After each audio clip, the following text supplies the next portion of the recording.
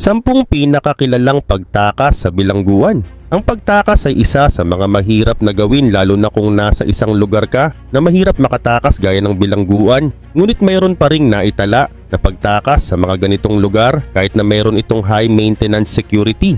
Ang mga kwento ng pagtakas mula sa bilangguan ay hindi lamang nagpapakita ng kahusayan sa pagpaplano at diskarte, kundi minsan ay nagpapakita rin ng kabiguan ng mga institusyon na magbigay ng sapat na hustisya. Kung kaya naman sa video na ito, ating pag-uusapan ng 10 pinakakilalang pagtakas sa bilangguan. Dito makikita natin ang hindi pangkaraniwang talino, diskarte at determinasyon ng mga bilanggo na tumakas at kung paano nila nalampasan ang mga harang na tila imposible para sa karamihan. Kaya tara, simulan na natin. Number 1. Alcatraz Escape. Ang Alcatraz Escape noong 1962 ay isa sa mga pinakakilalang pagtakas mula sa isang maximum security prison sa kasaysayan ng United States. Matatagpuan ito sa isang isla sa San Francisco Bay. Ang Alcatraz ay halos imposibleng takasan dahil sa mahigpit na security at matinding kalagayan ng tubig na nakapalibot dito dahil ito ay malamig at malakas ang alon ng dagat. Gayunpaman noong June 11, 1962, 3 preso na sina Frank Morris at ang magkapatid na John at Clarence Anglin ay matagumpay na nakatakas mula sa kanilang mga selda. Ang mga preso na ito ay nagplano ng ilang buwan gamit ang mga simple lang at improvised tools gaya ng spoon upang mabutas ang mga vent sa likod ng kanilang mga selda. Gumawa rin sila ng mga pekeng ulo mula sa plaster at pininturahan ito upang malinlang ang mga gwardya at gumawa ng raft mula sa raincoats. Noong gabi ng kanilang pagtakas, matagumpay nilang ginamit ang butas na kanilang hinukay upang makapasok sa utility corridor, umakyat sa bubong ng gusali at pumunta sa gilid ng isla. Gamit ang kanilang makeshift raft, sinubukan nilang tumakas papuntang mainland San Francisco. Kinaumagahan natuklasan ng mga guwardiya ang pagtakas nang hindi sumagot ang 3 sa head count. Dahil sa peking mga ulo sa kanilang mga kama, akala ng mga guwardiya na natutulog pa sila. Ngunit matapos ang masinsinang paghahanap ng FBI at Coast Guard, walang ebidensya na nakita ukol sa kapalaran ng 3 preso. Gayunpaman, opisyal na iniulat ng FBI noong 1979 na ang 3 ay posibleng nalunod sa malamig at malakas na alon ng tubig ng San Francisco Bay. Ngunit maraming teorya ang lumitaw na maaring nakaligtas sila at nagtago sa ibang bansa tulad ng South America. Gayunpaman, ang Alcatraz Escape ay nananatiling isang palaisipan sa kasaysayan at patuloy na pinagtatalunan kung ang 3 preso ay nakaligtas o patay. Ngunit ito ay nagbigay ng inspirasyon sa kultura lalo na sa pelikulang Escape from Alcatraz noong 1979 na patuloy na nagbibigay ng mga opinyon at interes mula sa publiko. Number 2. Escape from Dannemora. Ang Escape from Dannemora ay isa sa mga pinakasikat na pagtakas mula sa maximum security prison sa United States. Naganap ito sa Clinton Correctional Facility sa Dannemora, New York noong June 6, 2015 nang ang 2 inmates na sina Richard Matt at David Sweat ay nakatakas mula sa kulungan. Si Matt ay nasentensyahan ng 25 years hanggang kamatayan dahil sa pagkidnap at pagpatay, habang si Sweat naman ay nasentensyahan ng habambuhay na pagkakulong dahil sa pagpatay sa isang pulis. Ang kanilang pagtakas ay naging posible sa tulong ng isang empleyado ng bilangguan na si Joyce Mitchell na nagkaroon ng personal na relasyon sa mga inmates. Si Mitchell ay nagbigay sa kanila ng power tools na ginamit nila upang gupitin ng mga dingding ng kanilang mga selda. Pagkatapos, naglakbay sila sa isang komplikadong sistema ng mga tunnel at sewage pipes sa ilalim ng bilangguan, isang planong matiyagang pinag-aralan gamit ang mga blueprint ng gusali. Kung kaya't ang pagtakas na ito ay nagdulot ng isa sa pinakamalaking manhunt sa kasaysayan ng estado ng New York. Libo-libong law enforcement agents mula sa iba't ibang ahensya, kasama na ang FBI, ang sumali sa operasyon. Samantala, noong June 26, 2015, si Richard Matt ay napatay ng mga pulis sa isang shootout malapit sa Malone, New York, malapit sa hangganan ng Canada. Gayunpaman, makalipas ang 2 araw, Si David Sweat naman ay nasugatan at nahuli matapos siyang pagbabarilin ng mga autoridad habang sinusubukang tumakas papuntang Canada. Ang insidenteng ito ay nagresulta sa comprehensive review sa security ng Clinton Correctional Facility. Maraming empleyado ng bilangguan ang nasuspend o tinanggal sa posisyon dahil sa mga natuklasang kakulangan sa seguridad. Samantala si Joyce Mitchell ay nahatulan ng 7 years sa kulungan dahil sa kanyang pagtulong sa pagtakas. Naging inspirasyon din ito sa Showtime miniseries na Escape at Dannemora na idinirect ni Ben Stiller at pinagbibidahan ni Benicio del Toro, Paul Dano at Patricia Arquette. Gayunpaman, ang kwento ng pagtakas na ito ay hindi lamang isang kabanata sa kasaysayan ng mga bilanggo, kundi isang paalala sa kahalagahan ng mataas na antas ng security sa mga maximum security prisons upang maiwasan ang mga katulad na insidente.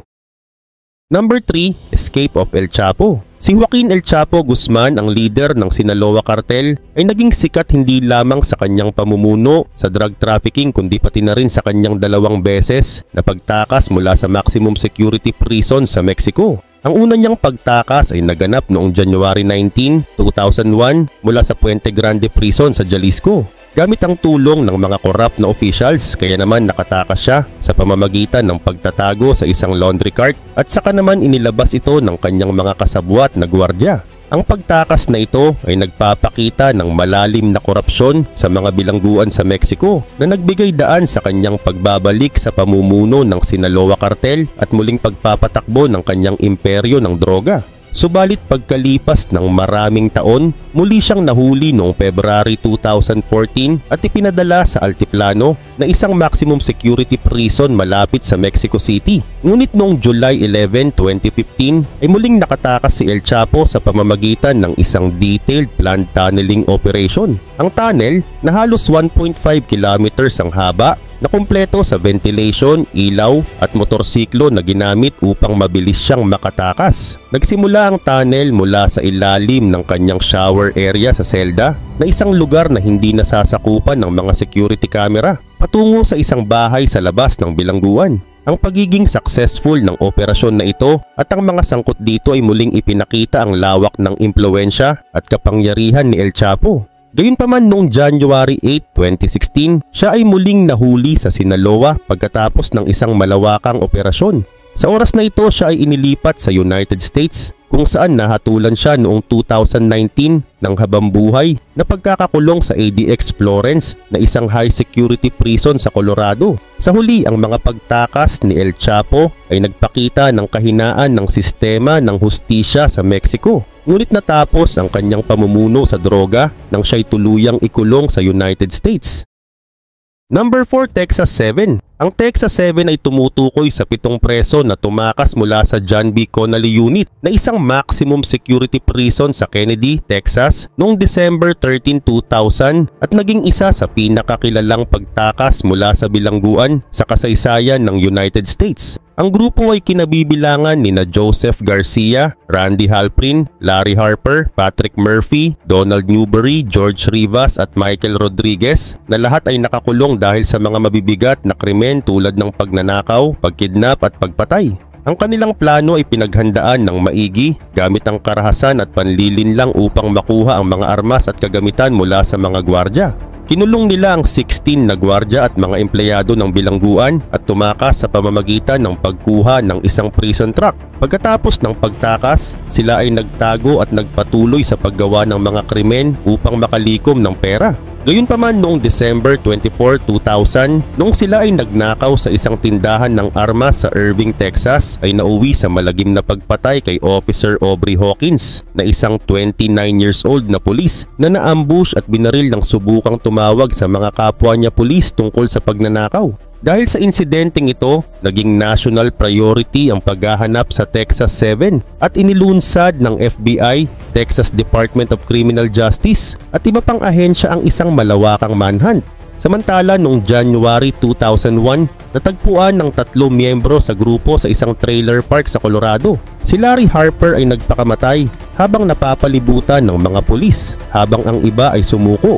Di kalaunan lahat ng natitirang miyembro ay nahuli at dinala pabalik sa Texas. Sila ay hinatulan ng kamatayan dahil sa kanilang pagpatay sa pulis na si Hawkins. Samantala, ang tatlo sa kanilang grupo ay na-execute na. Kabilang sina George Rivas, Donald Newberry at Michael Rodriguez na humiling ng agarang sentensya noong 2008. Gayunpaman ang iba pang mga miyembro ay nananatiling nasa death row habang naghihintay ng kanilang mga execution. Ang Texas 7 escape ay nagdulot ng maraming kontrobersya at investigation ukol sa kakulangan ng seguridad sa mga bilangguan ng Texas at hanggang ngayon ay isa sa mga pinakamalupit at pinakamadugong pagtakas sa kasaysayan ng mga bilangguan sa Amerika.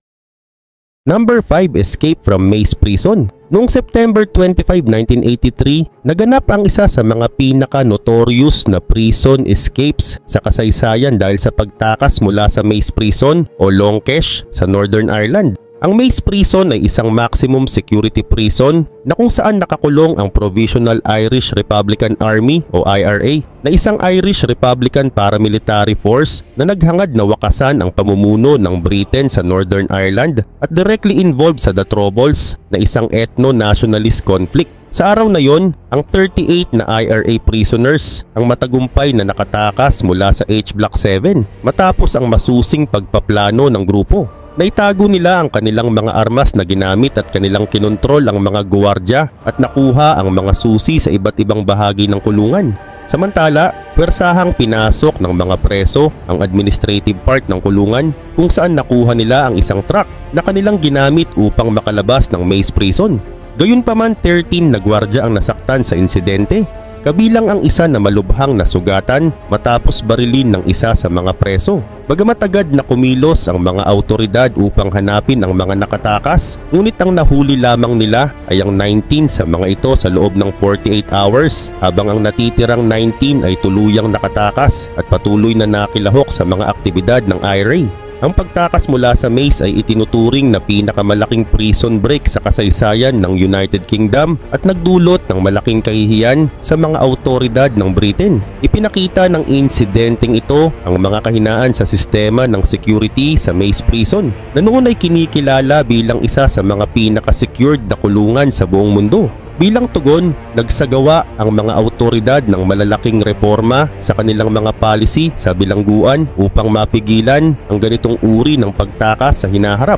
Gayunpaman, ang pagtakas na ito ay hindi lamang isang pangyayari sa kasaysayan ng Mays Prison kundi naging mahalagang bahagi ng propaganda ng IRA. Ipinakita nito ang kanilang kakayahang magplano at gumawa ng mga aksyon kahit nasa ilalim ng matinding security na nagpapakita ng kanilang patuloy na paglaban sa mga autoridad ng Britain. Ang insidenteng ito ay naging bahagi ng mas malawak na kasaysayan ng The Troubles at nagmarka ng isang mahalagang yugto sa conflict sa Northern Ireland.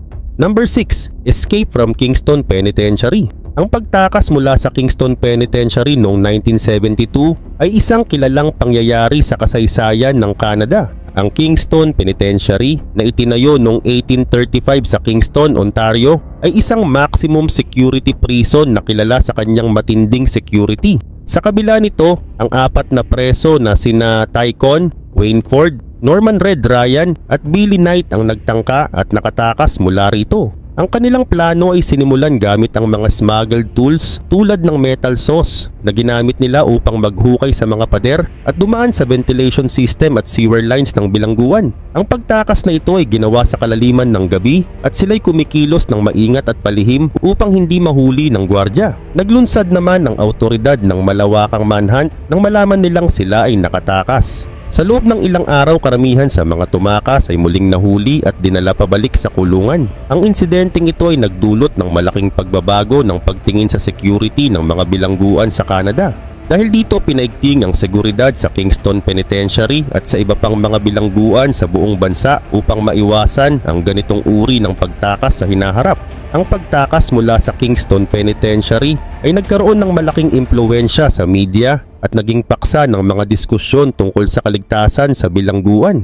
Samantala, noong 2013, isinara ang Kingston Penitentiary matapos ang more than 1 century ng operasyon nito. Sa kasalukuyan, ito ay isa ng tourist destination at ang kwento ng mga tangkang pagtakas, kasama na ang insidente noong 1972 ay nagsilbing bahagi ng masalimuot na kasaysayan ng institusyon. Ang pagtakas na ito ay isang mahalagang paalala ng mga hamon ng pamamahala ng maximum security prisons at ang patuloy na pangangailangan para sa masusing pagbabantay sa mga bilanggo.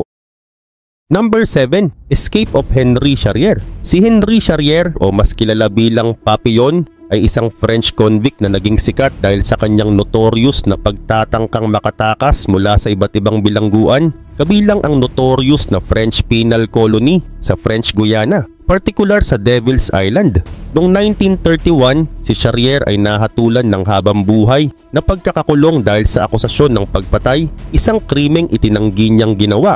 Agad niyang sinimulan ng pagpaplano ng kanyang pagtakas nang siya'y ipadala sa French Guiana gamit ang mga smuggled tools at pagtulong ng mga kapwa preso. Sa una niyang pagtatangka noong 1933 kasama ang dalawang iba pa, nagtangkang tumakas si Charrier sa pamamagitan ng bangka, ngunit nahuli rin sila at ibinalik sa bilangguan. Bagamat maraming beses siyang nabigo sa iba't ibang pagtatangka, hindi siya sumuko. Samantala, ang pinakasikat na pagtakas niya ay noong 1944 kung saan sa edad na 38 matagumpay niyang nilisan ng Devil's Island sa pamamagitan ng isang makeshift raft na gawa sa sako ng niyog.